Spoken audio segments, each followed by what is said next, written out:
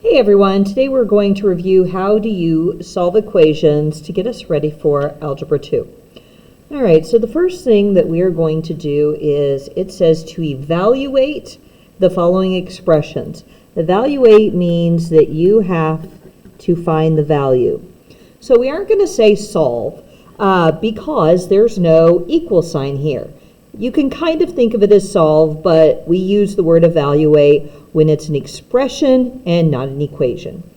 So evaluate the expression, and we have assigned some values to each variable. So the a variable is worth -4, b is worth 5, x is worth -1, and y is worth 1/2. So when we want to evaluate, the first thing that we're going to do is we're going to substitute the value in for each variable. And then the second thing we're going to do is we are going to run PEMDAS. So first, exponents. We're going to multiply and divide in order from left to right, whatever comes first. Add, subtract in order from left to right, whatever comes first. So the a is worth -4. So I'm going to rewrite this, and I'm going to plug -4 in place of a. The b, its value is 5. So 3b, when we put a number and a letter right next to each other,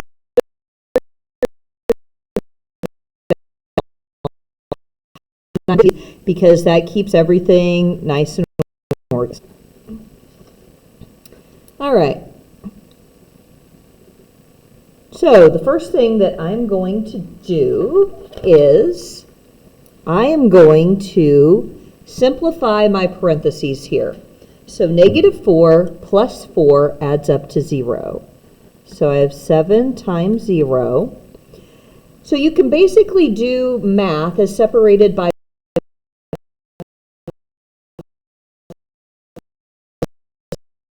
-8. All right. Times 0, pardon me, is just 0. So that is basically gone. So I'm just left with 15 minus 8, which is 7. So that is how you would evaluate that expression.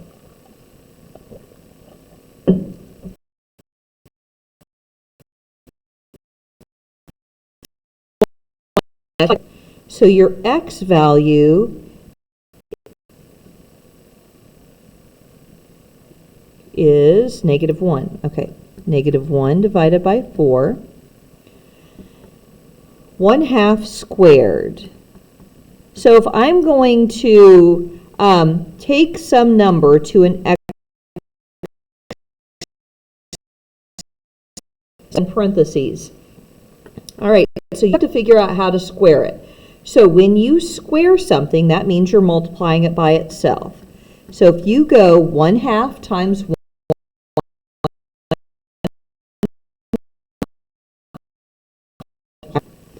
so I have -1/4 plus 1/4. All right, so I have a negative and a positive of the exact same value. These are called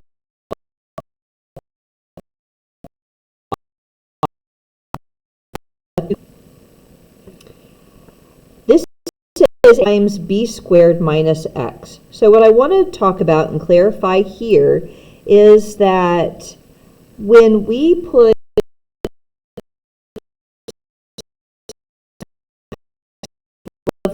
but then it's only the b term that we are.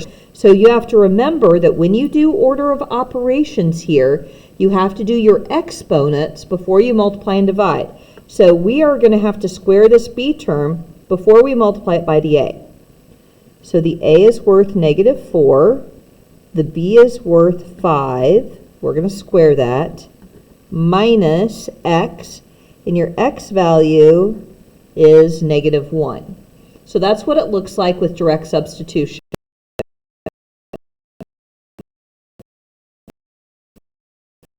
So we square this 5. So 5 is 25, because that's 5 times 5. That negative becomes +1. Negative 4 times 25 is negative 100. Negative 100 plus 1 adds up to negative 99. And in this one, we have to square the a, add 9, and then we're going to take the square root of the number. So you have to remember that anything under a radical sign is basically acting like parentheses. So we have to simplify all the stuff under the radical before we take the square root of it. And here, this one has sticks around it, and you have to remember that that means absolute value. Okay, so a is negative 4.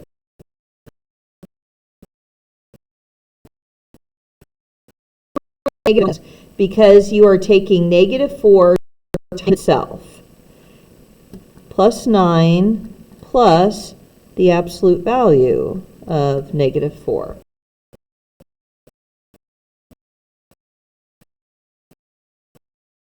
A negative times a negative equals a positive. So negative 4 squared is 16 plus 9.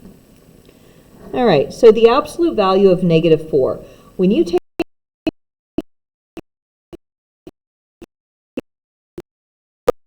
so the absolute value of negative 4 is just, all right, I'm going to run out of room. So the next thing I have to do is I have to add the numbers under the radical. So 16 plus 9 adds up to 25. So that is still under the radical. We haven't done anything.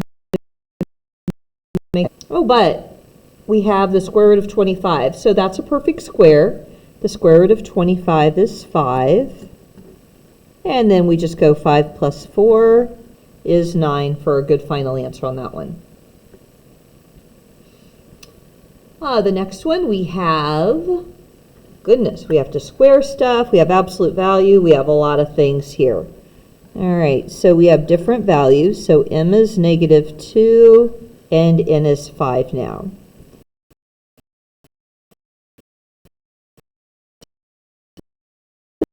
Plus,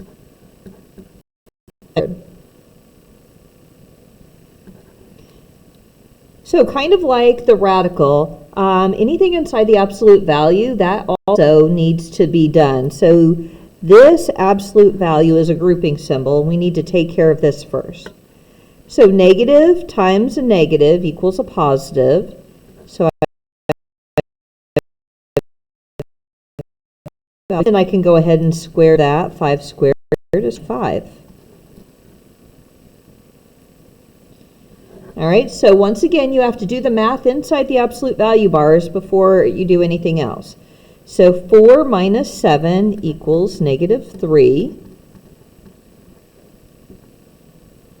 So you want to wait until you get one single number inside the absolute value bars before you take the absolute value of it.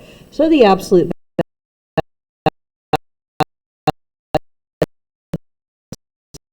is up to 28. I thought this would also be a good time to go over some vocabulary. So we have a term. A term is a single expression.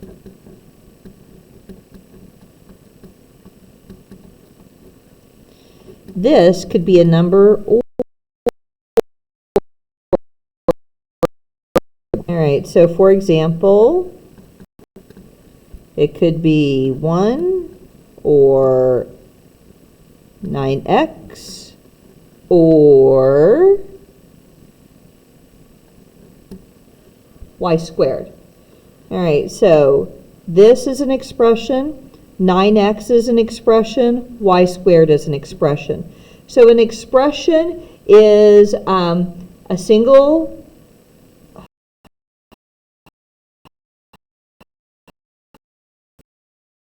the coefficient. So if you have 17x, could you identify the coefficient there? Yep, it's the 17. A coefficient is a number in front of your variable.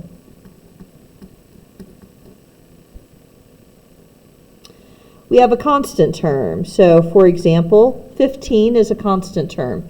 It's just simply a number that doesn't change.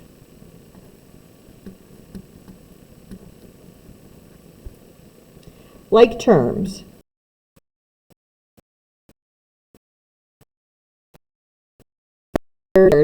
Are examples of like terms. Definition, it is the same variable and exponent.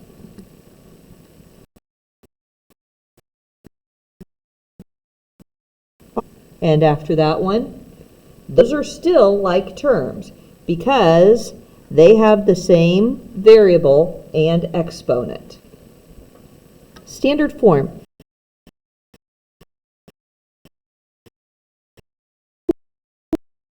2x squared minus x 15. In standard form, what you have to notice is that the variables go in order, in descending order from biggest to none. And the other thing in standard form is you don't see any like duplicates. Like there aren't a couple of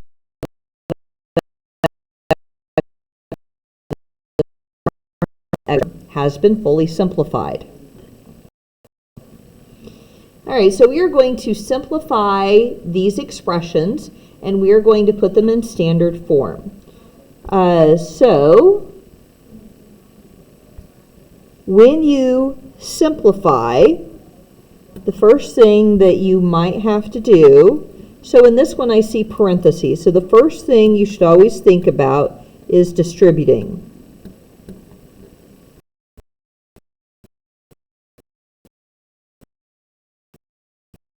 They call CLT, combined like terms.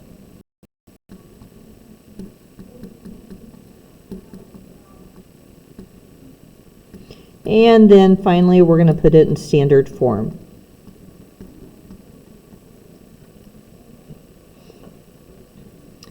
All right, so on number 6, I see an x squared, no others. I see a y squared, and another y squared, and then just a 4x. So x squared and x are definitely not like terms because this has an exponent of 2.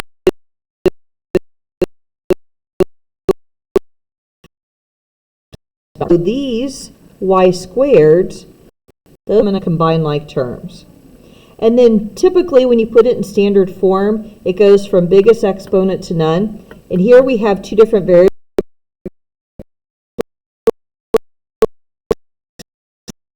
Alphabet. So the 7x squared first, the negative 4x comes second. And so how do you combine like terms? So you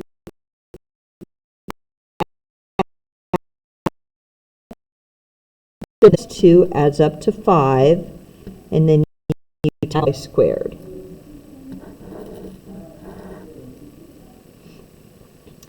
Here, you're going to have to do is you're going to have to distribute the negative into the parentheses. So negative and negative 1 are the same thing. So when you distribute a negative, you're changing signs. So negative times 3k is negative 3k. Negative times 5 is negative 5. All right, so its job ends when the parenthesis closes. Now I have 2k times this parenthesis.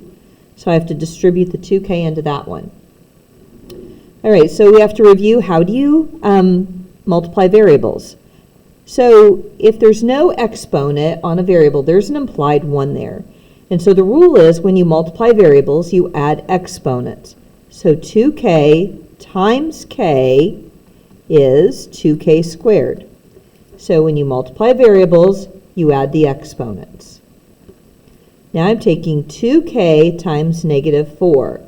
So here, the 4 doesn't have a variable, but you multiply the number part. So 2 times negative 4 is negative 8, and then you still have the k around. All right, so now we need to put this in standard form and combine like terms. So I would typically do this all at once. Okay, so I don't have any k squareds, and that's the biggest exponent, so it comes first. So I have 2k squared. And then k comes next in order. So I have a negative 3k and a negative 8k. So negative 3 minus 8 adds up to negative 11k, and then minus 5. That is fully simplified and in standard form. All right, 8 and 9, we have some distributing to do. All right, so this negative 5 has to be distributed into the parentheses. And you have to make sure that you take the sign with it. So to keep my work nice, neat, and organized, I don't need to do anything with the first two. You need to write it down. Now we're going to distribute. Negative 5 times 1 is negative 5. Negative 5 times x is negative 5x. And then we're going to combine like terms and put it in standard form. All right, so my x squared comes first. Your x comes second. So I have a 2x and a minus 5x. So when you have opposite signs, you subtract them and keep the sign of the bigger number. So 5 minus 2 is 3. That one's bigger, so that adds up to negative 3x. You don't have any other numbers, and the constants come last. I have to distribute two things here. So I'm going to distribute, and that one has to get distributed 3 times. 3 times 2a is 6a. 3 times negative 5 is negative 15b. Negative 4 times 8a is negative 32a. Negative 4 times 3b is negative 12b. And negative 4 times 9 is negative 36. So after you distribute, you shouldn't have any parentheses. Now we're going to combine like terms. I would like to put it in standard form at the same time. So it goes alphabetical. All right, so I have a 6a and a negative 32a. 6 minus 32 adds up to negative 26a. I have a b and a b. Negative 15 minus 12, so they have the same sign, so you add them and keep the negative.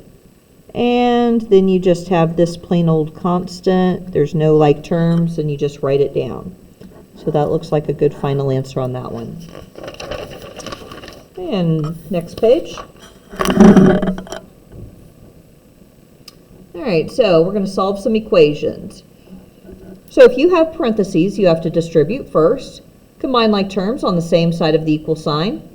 Always move the variables to one side first, then move the constants to the other, and then finish solving. All right, so you need letters on one side, numbers on the other. So I already have the x's over here on the left. You need to move the negative 7 to the other side. So you move it across the equal sign by doing the opposite of what you see. So I see a negative 7, so I'm going to go plus 7 to both sides. 9x, negative 7 plus 7, that adds up to 0. Negative 7 plus 7, that adds up to 0. All right, so now you need to solve. 9x, that's multiplication. You have to undo multiplication with division. I'm going to divide both sides by 9. 0 divided by 9 is 0. All right, number 11. We have letters and numbers on both sides. All right, so am I going to combine like terms? No, I'm not, because on each side here, I don't have any like terms, and on this side, I don't have any like terms. So you always want to move your variables first. So you have two choices here. Nobody really cares. You can either move this negative 3u by going plus 3u to both sides, or you can move negative 5u by going plus 5u to both sides. I am going to add 5u to both sides. All right, so when you combine like terms, I still have negative 2. Those aren't like. Negative 3 plus 5 adds up to 2u. Negative 5u plus u adds up to 0. They cancel each other out. Equals negative 20. All right, so I have my u on the left, variables are on the left. You just need to move your constants or your numbers to the other side. So I'm going to move -2 by going +2 to both sides. -2 plus 2 is 0, they're gone. -20 plus 2 adds up to -18. 2u, I'm going to undo this multiplication by dividing both sides by 2. And -18 divided by 2 is u equals -9. Number 12, we are going to have to distribute. So I'm going to distribute the -3, and then I'm going to distribute that 4. That gives me -12x. That gets me -9. 6 times 4 is 24x. That gets me 4 equals 43. All right, so this one is an example where you have to combine like terms. Combine like terms means that they are on the same side of the equal sign. So on the left side here, you need to combine like terms with the variables, and you need to combine like terms with the constants. -12 plus 24 adds up to 12x. -9 plus 4 adds up to -5 equals 43. All right, so my letters are already just on the left. You just need to go +5 to both sides.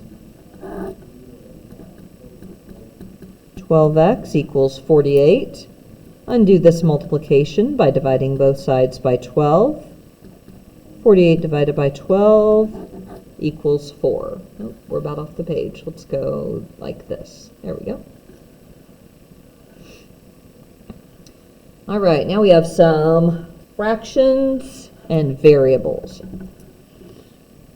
So on this one, I would always identify my variables. So you need to get your variables on one side and the numbers on the other.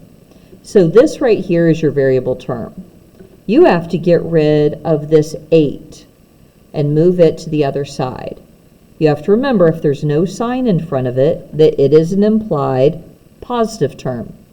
So I'm going to move that 8 by subtracting 8 from both sides. -8 plus 8 is 0, so I'm left with x divided by -4. 5 minus 8 is -3. All right, so it helps when you say this. This reads x divided by -4. So we can undo division with multiplication. So that means I'm going to multiply both sides of my equation by -4. On the left, you have to know that that is implied to be over 1. So that -4 is canceling out that -4 in the denominator. So that's how you just end up with x on the left. And this is multiplication over here. So when you're multiplying, especially when there's already a number over there, and you're multiplying by a negative number, it really helps to put parentheses around this, because this says take -3 times -4, which equals +12. If you get super sloppy, you might think that that's subtraction if you don't put the parentheses around it. So number 14 is different. Your variable is already isolated, and fractions work like a grouping symbol. So I have your x plus 5 divided by 6. So you need to get your variable all by itself. So the first thing you're going to have to do is get rid of this denominator right here. So I said that this is x plus 5 divided by 6. We're going to undo division by multiplying both sides by 6. So on the left, you have to know that you just said, oh, I'm multiplying both sides by 6, because I just put a 6 here. So you should probably put parentheses around that so that you know, oh, I'm supposed to multiply those numbers. That's not a subtraction. This is a multiplication problem. So 6 times -1 is -6. we multiplied by 6 to knock out the denominator. So all you're left with is x plus 5 on the right. All you're left with is the numerator there. And then you have to solve for x, so I'm just going to subtract 5 from both sides. That adds up to negative 11. All right, so I have 7n plus 3 equals this quantity. I'm trying to get 7n plus 5. So granted, you could solve for n here and then substitute it in. That is obviously one option. Here is one trick that I like to use. So 7n and 7n match. I have a 3 and I have a plus 5. So what do I have to do to get from 3 to 5? Well, you just have to add 2 to that. So if you look at this original equation and you add 2 to both sides, on the left, you get 7n plus 5. Now you just have to figure out what is 4/3 plus 2. I run my class that you can use your calculator on everything, so I would just plug that in my calculator. If you're really doing this by hand, in order to add fractions, you need a common denominator. This one has a denominator of 3, so you have to multiply the top and bottom of that fraction by 3. So you have 7n plus 5 equals 4/3. Multiply straight across plus 6/3. 7n plus 5. So once you have a common denominator, you add your numerators, and the value is 10/3. All right, almost done. Hang in there, 2 more. So now we are doing inequalities. So they're very, very comparable to equations, just a few little differences. The first one, if you have an inequality and you have to graph it, I always put the variable on the left. So in equations, you could have either gone plus 8x to both sides or minus 3x to both sides. I really want the variable on the left because I'm much better at graphing. So I'm telling you, I need you to go minus 3x to both sides. Negative 8 minus 3 adds up to negative 11x minus 1. So we did that because that zeros each other out, and that equals 14. And we're going to, and we're going to change this problem. I forgot. That's what I need to do. Goodness, I already made my copies. Okay, so we're going to change that to a positive 8x for funsies because then the problem works out better for graphing wise. 8 minus 3 adds up to positive 5x. And we're going to solve for x, so I'm going to add 1 to both sides. So you get 5x is greater than 15. And then I need to undo this multiplication, divide both sides by 5, and get x is greater than 3. All right, so we have to graph this on a number line. So I have negative 2, negative 1, 0, 1, 2, 3, 4. Probably should have used different numbers. Oh well. This says x has to be bigger than 4. There's no bar below it, so it can't equal it. So x has to be bigger than 3. So this is when we do an open circle here. And all the numbers bigger than 3 are always to the right of that. So it's not that it's 4 and bigger because it could have been 3.1, 3.2, 3.3. So decimals are a thing. So I would use an open circle on 3 saying, well, it's almost 3. It just has to be a little tiny bit bigger than that. And finally, on number 17, we have to solve this So the first thing I would do is I would distribute. So that gets me negative 4x minus 12 less than or equal to negative 2x. I want my variables on the left. So I'm going to go plus 2x to both sides. That adds up to negative 2x minus 12 is less than or equal to. So that equals 0. You can't just leave the right side blank or anything. So I have my letters on the left. Now I need my numbers on the right. So I'm going to go plus 12 to both sides. Negative 2x is less than or equal to 12. I'm going to divide both sides by negative 2. Negative divided by negative becomes a positive. Positive divided by negative equals negative 6. All right, so here is what's weird. It was less than or equal to. When you multiply or divide by a negative, you have to remember that that causes your inequality sign to flip, and it is actually greater than or equal to. So you have to flip the sign if you multiply or divide by a negative number. X is greater than or equal to negative 6, so I'm going to sketch in a number line. I usually put that number in the middle, negative 7, negative 6, negative, yeah, there we go.